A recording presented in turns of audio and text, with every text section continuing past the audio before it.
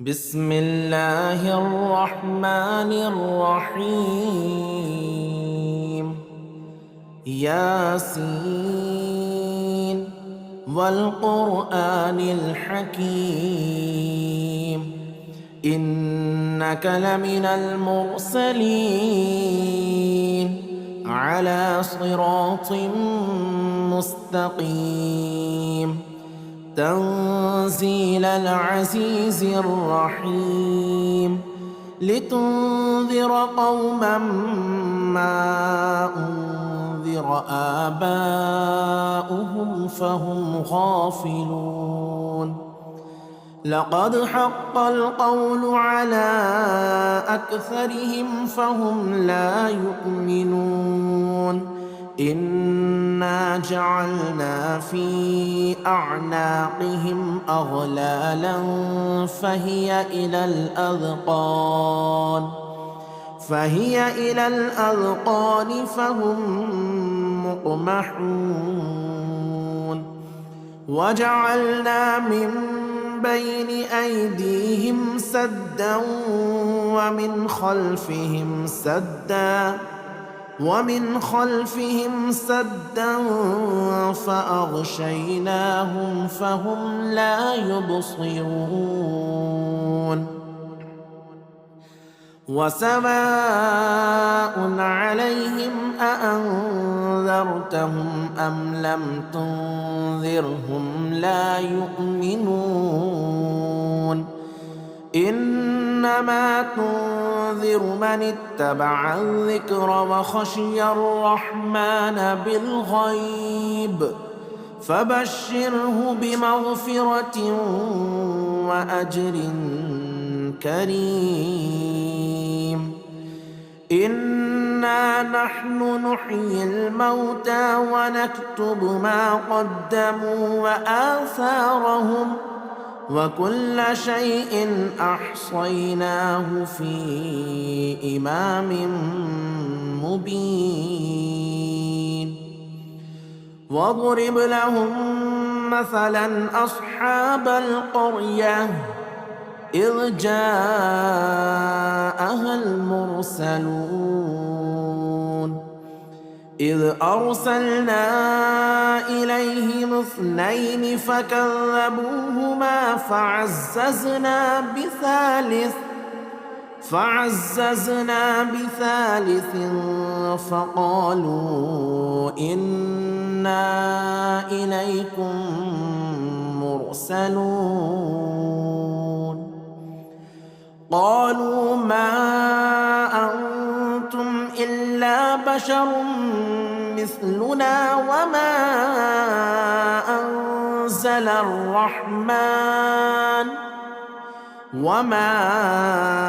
أنزل الرحمن من شيء إن أنتم إلا تكذبون. قالوا ربنا يعلم إنا إليكم لمرسلون وما علينا إلا البلاغ المبين. قالوا إنا تطيرنا بكم لئن لم تنتهوا لنرجمنكم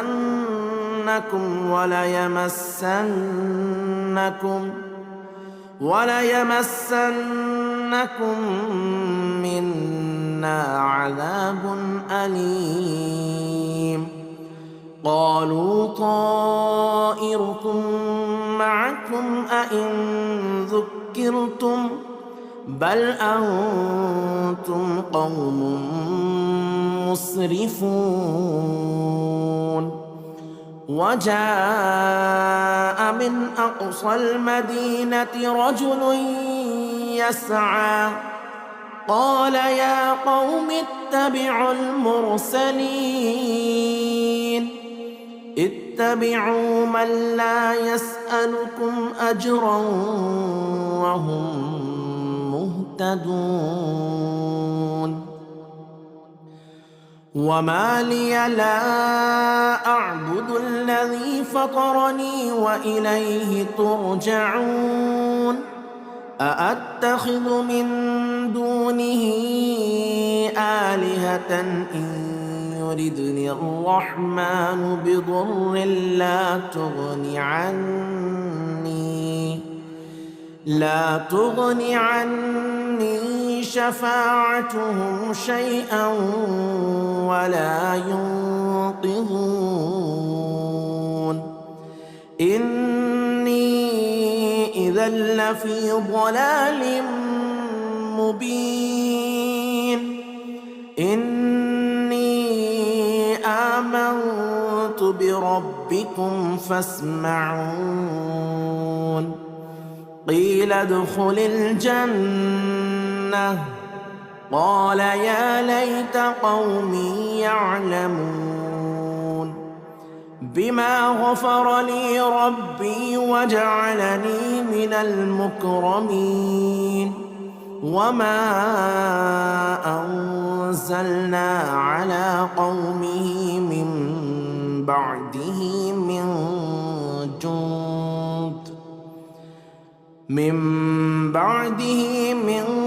جند من السماء وما كنا منزلين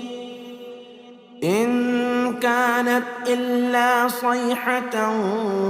واحدة فإذا هم خامدون يا حسرة على العباد ما يأتيهم من رسول إلا كانوا به يستهزئون ألم يروا كم أهلكنا قبلهم من القرون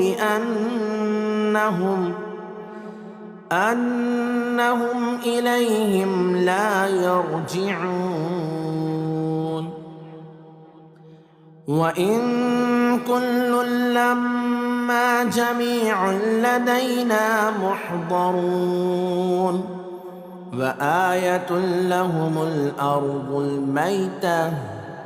أحييناها وأخرجنا منها حبا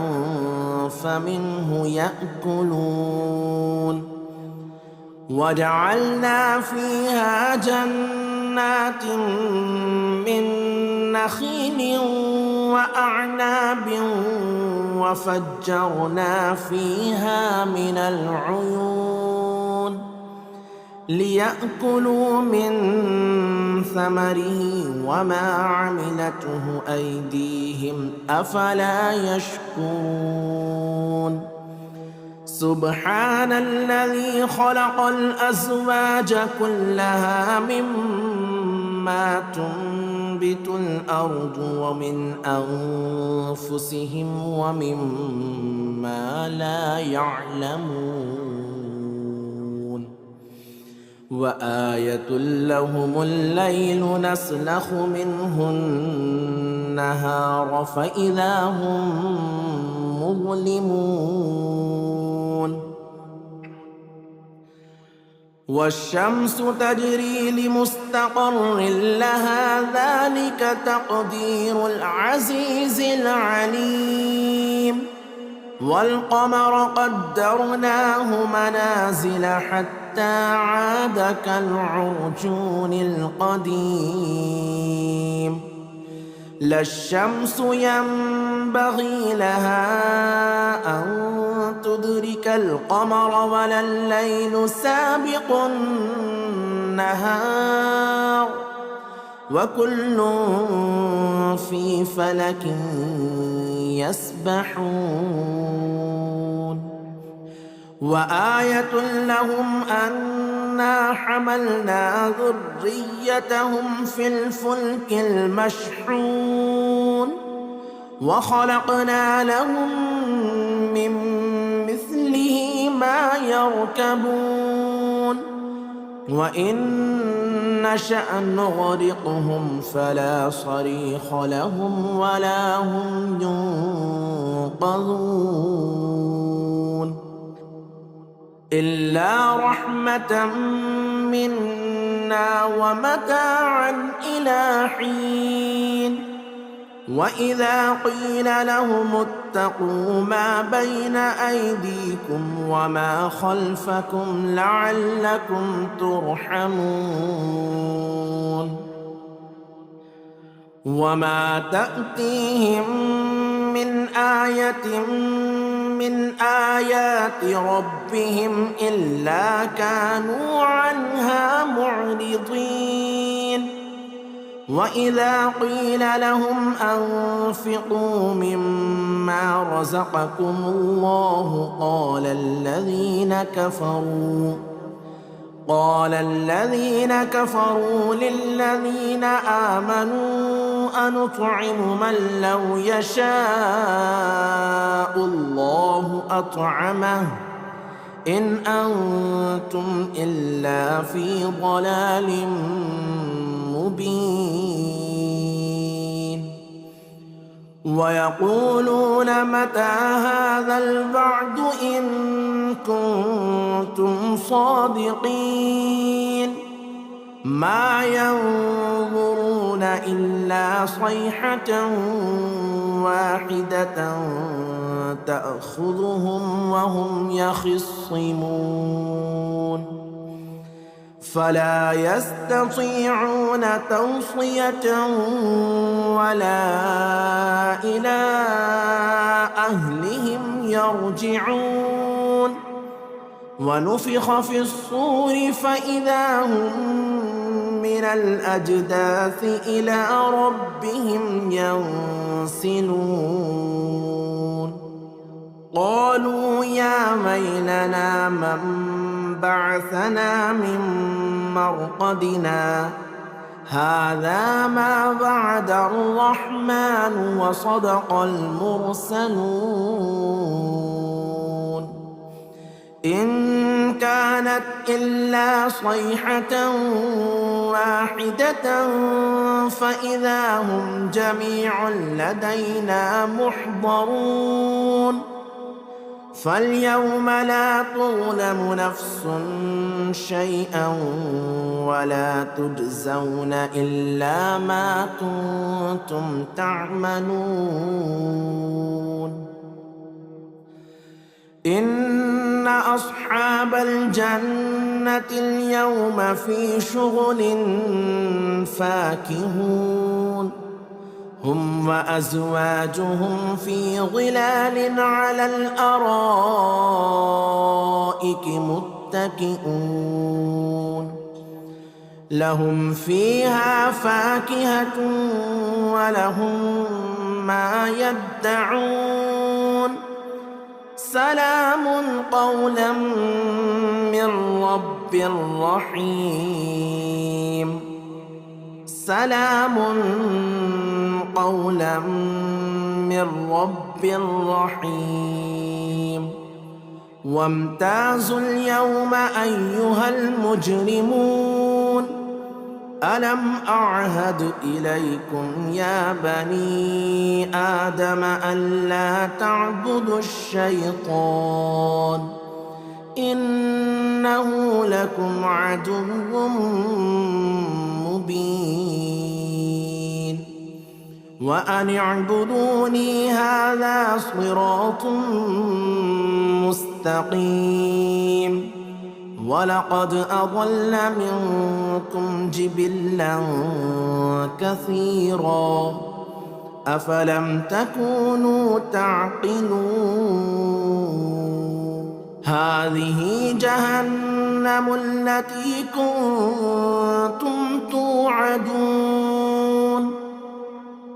اصلوها اليوم بما كنتم تكفرون اليوم نختم على أفواههم وتكلمنا أيديهم وتشهد أرجلهم بما كانوا يكسبون ولو نشاء لطمسنا على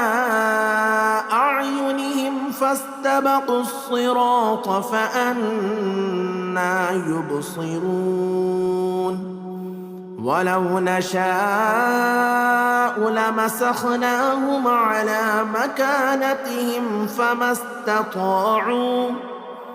فما استطاعوا مضيا ولا يرجعون. ومن نعمره ننكسه في الخلق أفلا يعقلون. وما علمناه الشعر وما ينبغي له إن هو إلا ذكر وقرآن مبين لينذر من كان حيا ويحق القول على الكافرين. أولم يروا أنا خلقنا لهم مما عملت أيدينا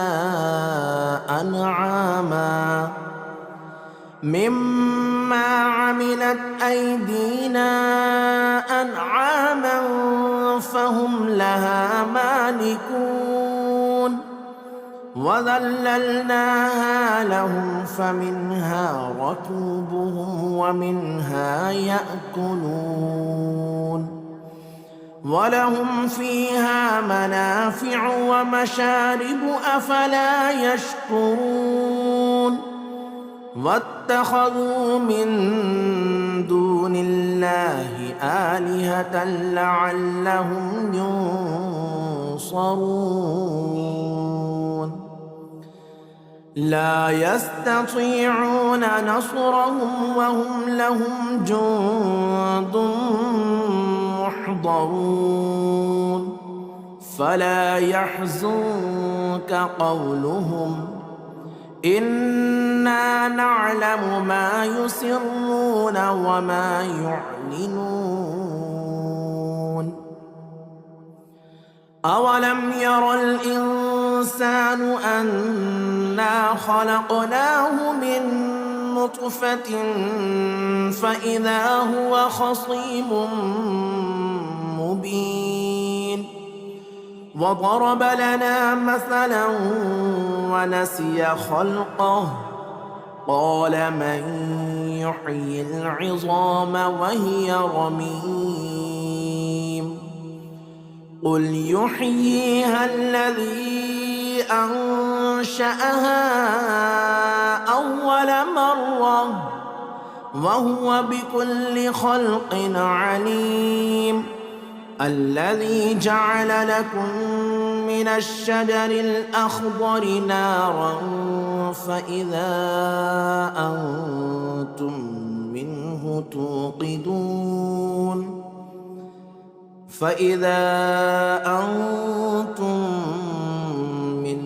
توقدون. أوليس الذي خلق السماوات والأرض بقادر على أن يخلق مثلهم بلى وهو الخلاق العليم. إنما أمره إذا أراد شيئا أن يقول له كن فيكون. فسبحان الذي بيده ملكوت كل شيء وإليه ترجعون. بسم الله الرحمن الرحيم. الرحمن علم القرآن خلق الإنسان علمه البيان. الشمس والقمر بحسبان والنجم والشجر يسجدان. والسماء رفعها ووضع الميزان ألا تطغوا في الميزان وأقيموا الوزن بالقسط ولا تخسروا الميزان والأرض وضعها للأنام فيها فاكهة والنخل ذات الأكمام والحب ذو العصف والريحان فبأي آلاء ربكما تكذبان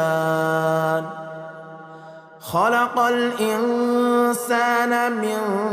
صلصال كالفخار وخلق الجان من مارج من نار فبأي آلاء ربكما تكذبان رب المشرقين ورب المغربين فبأي آلاء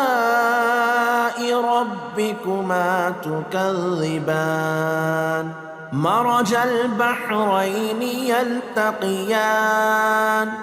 بينهما برزخ لا يبغيان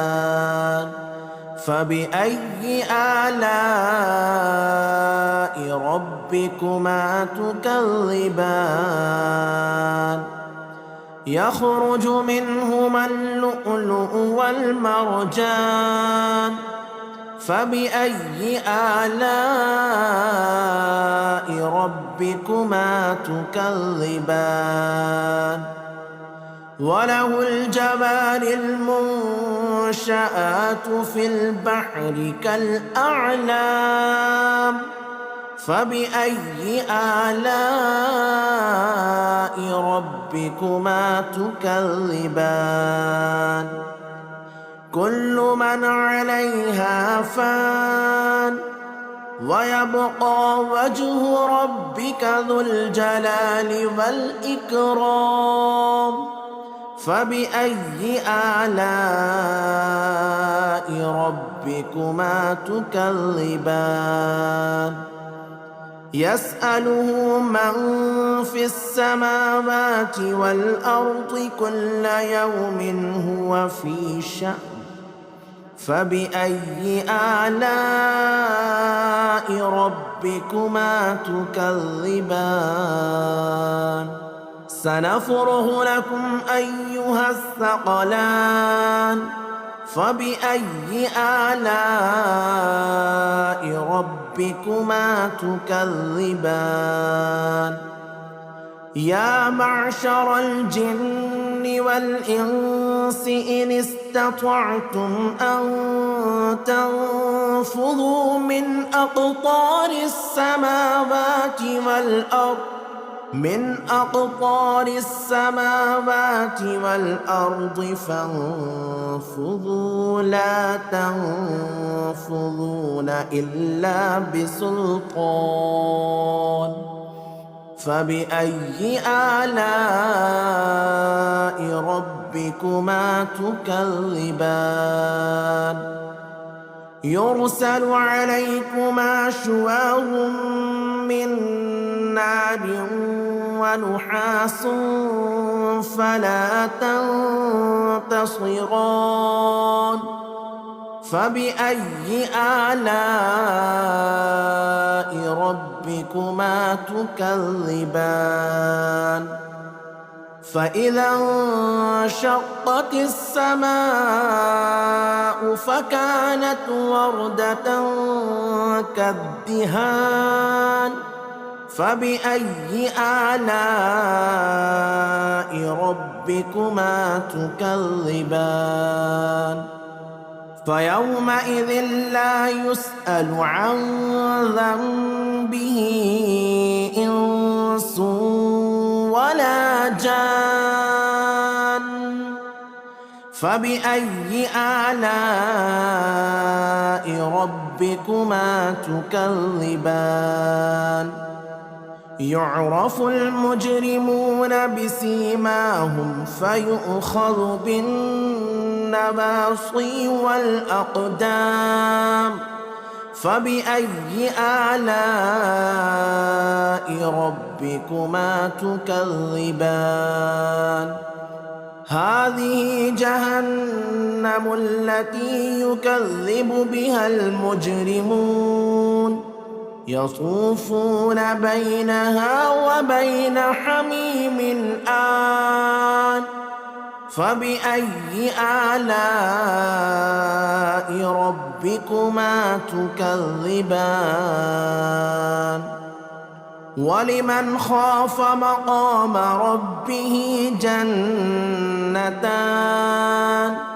فبأي آلاء ربكما تكذبان ذواتا أفنان فبأي آلاء ربكما تكذبان فيهما عينان تجريان فبأي آلاء ربكما تكذبان فيهما من كل فاكهة زوجان فبأي آلاء ربكما تكذبان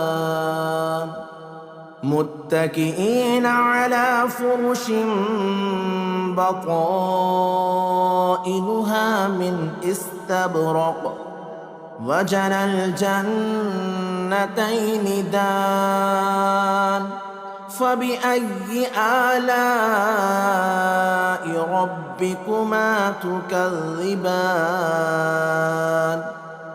فيهن قاصرات الطرف لم يطمثهن إنس قبلهم ولا جان فبأي آلاء ربكما تكذبان كأنهن الياقوت والمرجان فبأي آلاء ربكما تكذبان هل جزاء الإحسان إلا الإحسان فبأي آلاء ربكما تكذبان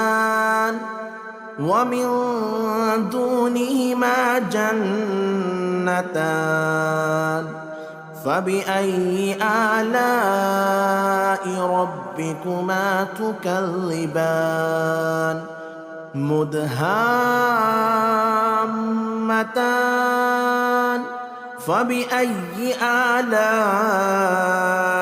ربكما تكذبان فيهما عينان نضاختان فبأي آلاء ربكما تكذبان فيهما فاكهة ونخل ورمان فبأي آلاء ربكما تكذبان فيهن خيرات حسان فبأي آلاء ربكما تكذبان حور مقصورات في الخيام فبأي آلاء ربكما تكذبان لم يطمثهن إنس قبلهم ولا جان فبأي آلاء ربكما تكذبان متكئين على رفرف خضر وعبقري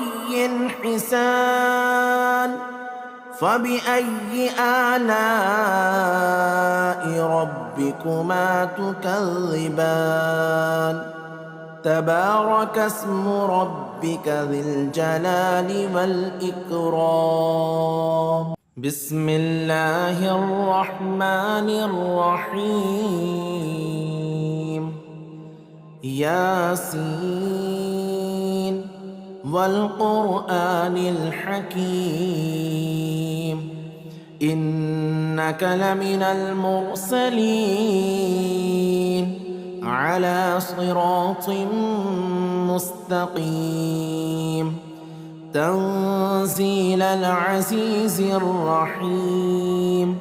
لتنذر قوما ما أنذر آباؤهم فهم غافلون لقد حق القول على أكثرهم فهم لا يؤمنون إنا جعلنا في أعناقهم أغلالا فهي إلى الأذقان فهم مقمحون وجعلنا من بين أيديهم سدا ومن خلفهم سدا فأغشيناهم فهم لا يبصرون وسواء عليهم أأنذرتهم أم لم تنذرهم لا يؤمنون إنما تنذر من اتبع الذكر وخشي الرحمن بالغيب فبشره بمغفرة وأجر كريم إنا نحن نحيي الموتى ونكتب ما قدموا وآثارهم وكل شيء أحصيناه في إمام مبين واضرب لهم مثلا أصحاب القرية إذ جاءها المرسلون إذ أرسلنا إليهم 2 فكذبوهما فعززنا بثالث فقالوا إنا إليكم مرسلون قالوا ما أنتم إلا بشر مثلنا وما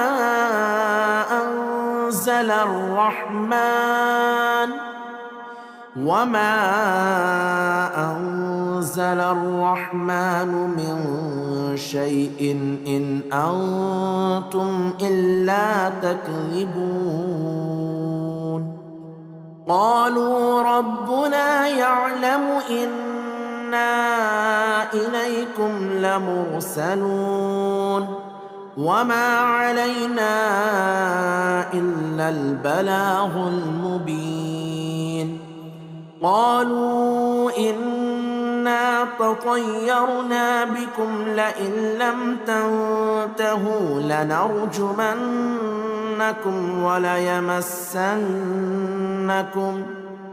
وليمسنكم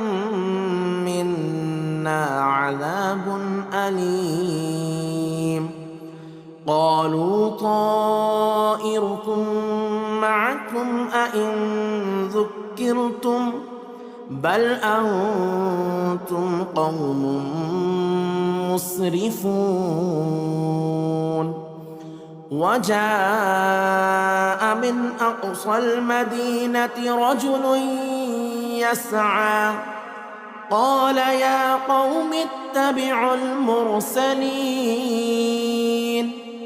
اتبعوا من لا يسألكم أجرا وهم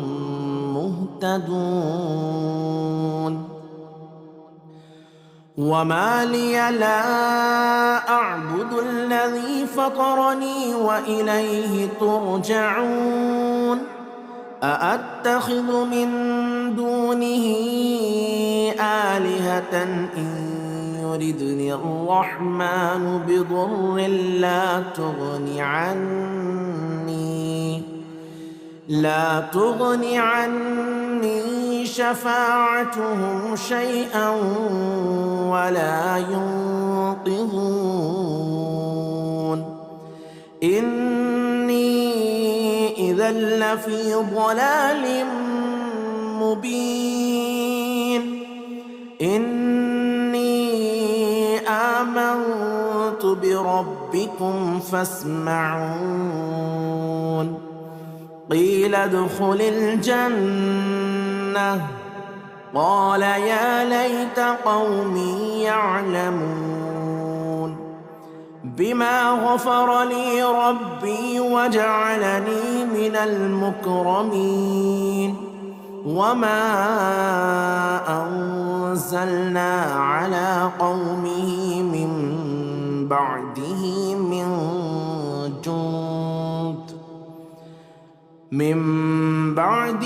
من جند من السماء وما كنا منزلين إن كانت إلا صيحة واحدة فإذا هم خامدون يا حسرة على العباد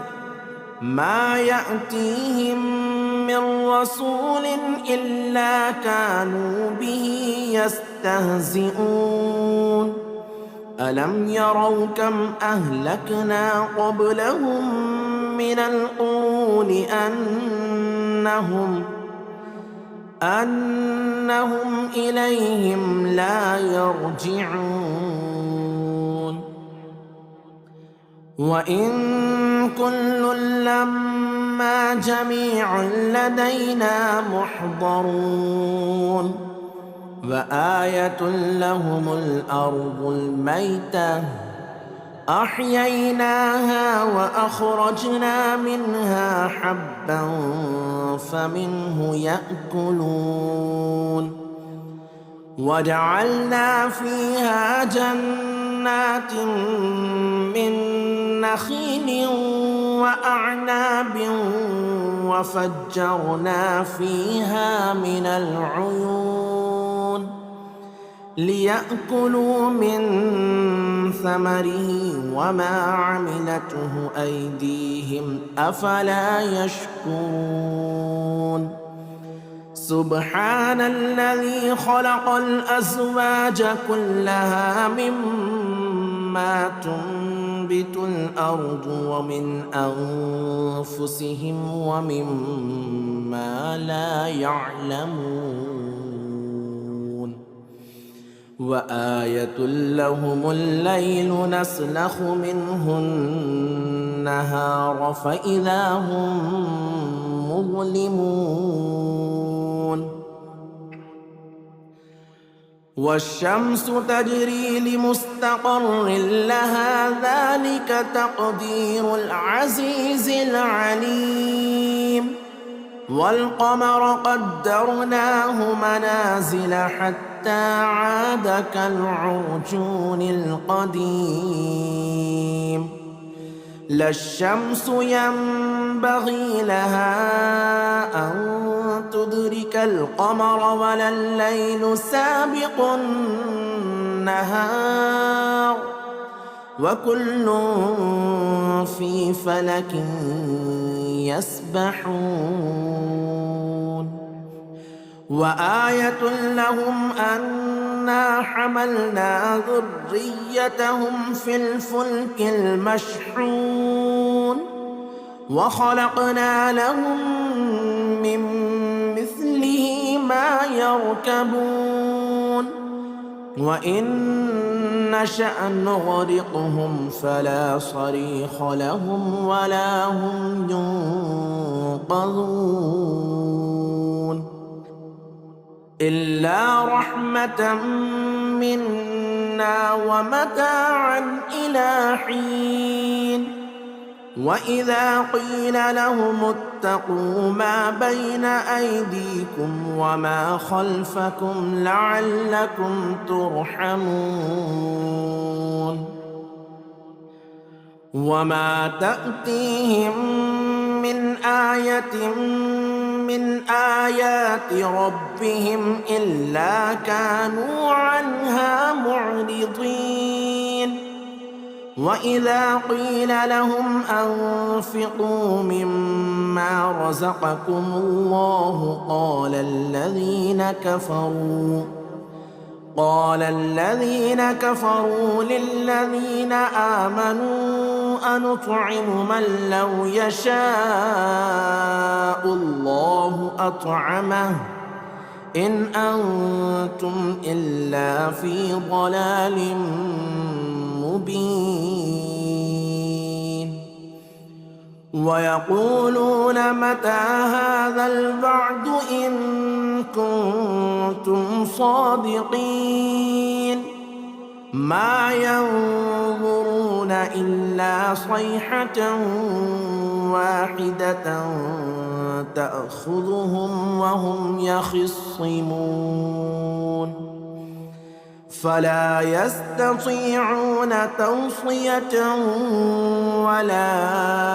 إلى أهلهم يرجعون ونفخ في الصور فإذا هم من الأجداث إلى ربهم ينسلون قالوا يا ويلنا من بعثنا من مرقدنا هذا ما وعد الرحمن وصدق المرسلون إن كانت إلا صيحة واحدة فإذا هم جميع لدينا محضرون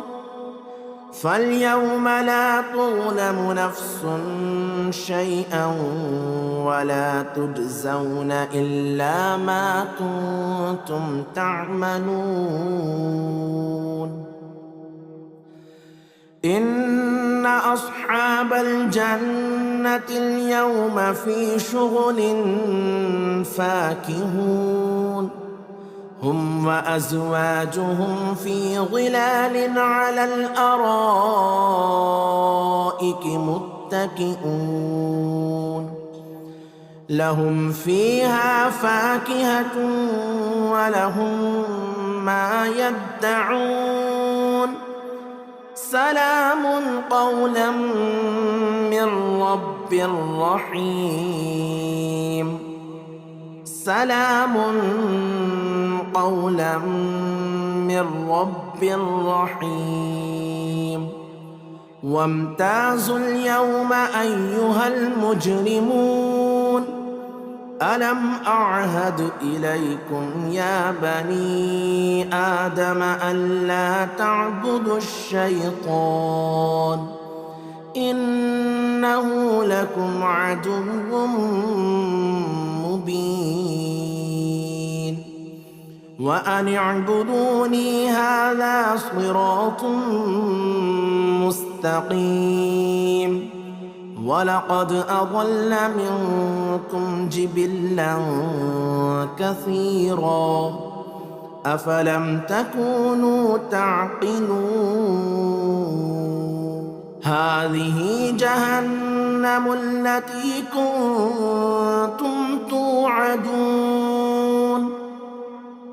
اصلوها اليوم بما كنتم تكفرون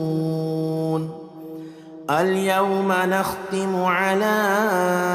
أفواههم وتكلمنا أيديهم وتشهد أرجلهم بما كانوا يكسبون ولو نشاء لطمسنا على أعينهم فاستبقوا الصراط فأنى يبصرون ولو نشاء لمسخناهم على مكانتهم فما استطاعوا مضيا ولا يرجعون ومن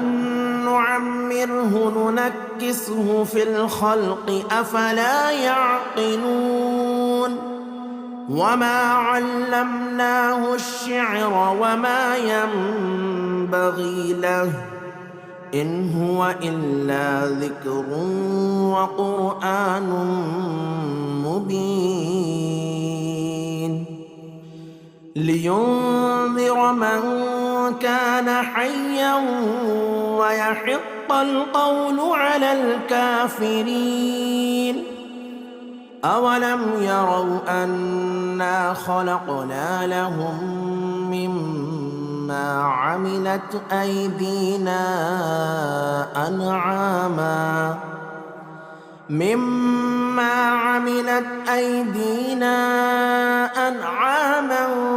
فهم لها مالكون وذللناها لهم فمنها ركوبهم ومنها يأكلون ولهم فيها منافع ومشارب أفلا يشكرون واتخذوا من دون الله آلهة لعلهم ينصرون لا يستطيعون نصرهم وهم لهم جند محضرون فلا يحزنك قولهم إنا نعلم ما يسرون وما يعلنون أولم ير الإنسان أنا خلقناه من نطفة فإذا هو خصيم مبين وضرب لنا مثلا ونسي خلقه قال من يحيي العظام وهي رميم قل يحييها الذي أنشأها أول مرة وهو بكل خلق عليم الذي جعل لكم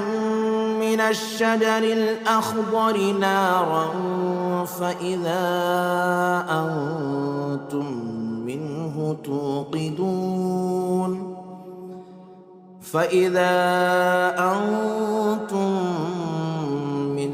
توقدون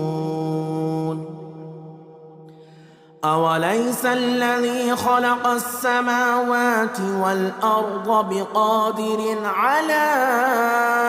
أن يخلق مثلهم بلى وهو الخلاق العليم إنما أمره إذا أراد شيئا أن يقول له كن فيكون فسبحان الذي بيده ملكوت كل شيء وإليه ترجعون